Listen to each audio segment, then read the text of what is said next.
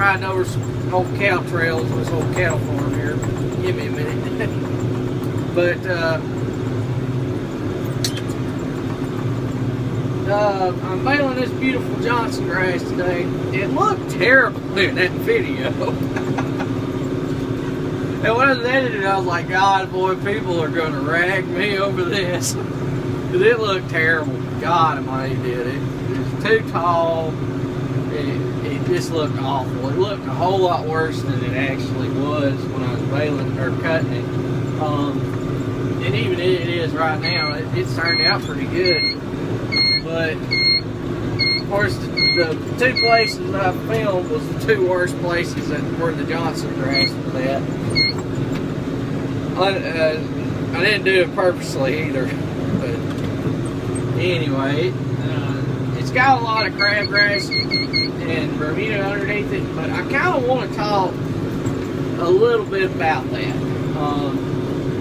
I get comments, ever since I started this channel, I get one periodically. People see us baling this Bermuda or crabgrass and they think that the hay looks like straw. Or, I mean, of course you get the troll every now and then that tries to make a jab and says something about it, which I don't really care. But they've always got to try to get a rile out of me. But anyway, for the people who actually want to know and is curious, if you don't live in the southern part of the United States or deep south, you probably haven't dealt with this stuff or really been around it to see it. It's a good hay for horses or cattle. It's very good. It's got a lot of nutrients and everything in it, and it's just a good hay. But it does not have the color that you typically see in fescue, orchard grass, obviously alfalfa or cooler season grasses is what I call them for us. It doesn't have that lush green color to it when it's cured that they do. And it'll have the Bermuda will turn a whitish color, whitish sort of brown color, and then the crabgrass will tend to be brown or bluish looking.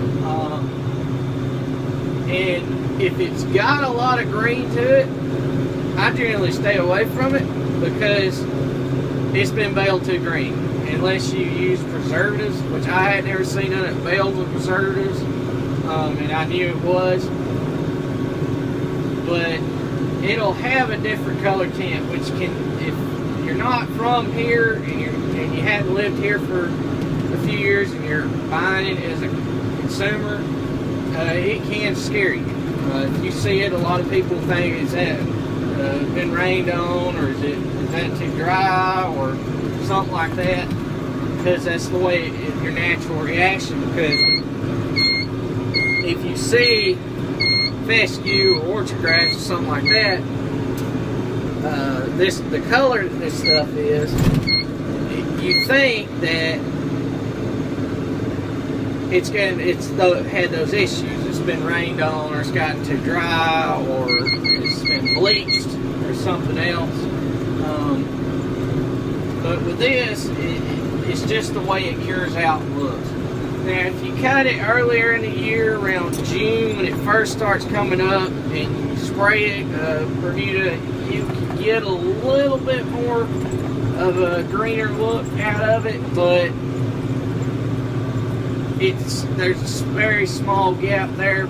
If you're baling it in mid-July to August, it's going to have the same look to it down here, and it's just the way it cures out.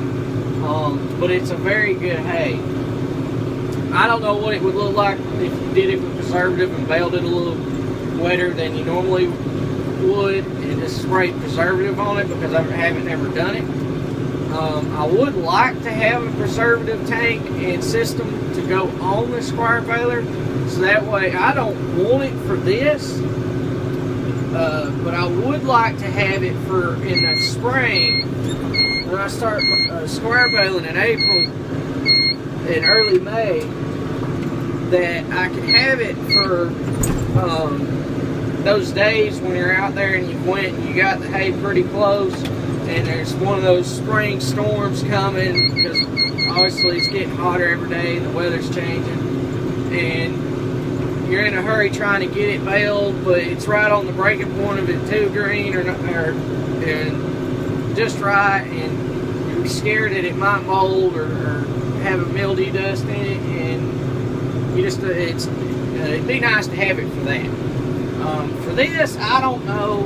I probably wouldn't put it on anyway, just because it's working like it is right now. I don't like putting more inputs into something than I need. Because the more inputs you put into this stuff, the less money goes in your pocket. And that's just kind of the way I've always looked at it. I try to keep the cost down.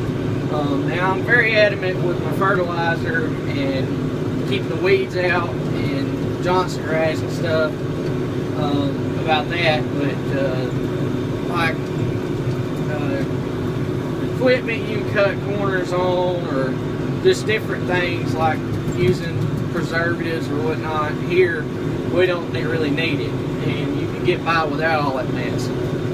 So everywhere I can save a penny or $1 or cut corners here or there, I try to do it as much as I can, because that's more money that goes in my pocket and less steps I have to go through in the process. And that's one reason why I've never had a preservative system on the baler. But I would like to have one for just in the spring, just in case I needed it. But I wouldn't be out here spraying it on everything and just trying to speed up a day. I wouldn't do that. I'd just let it lay there and let it, to kind of cut my costs down and let it dry on its own.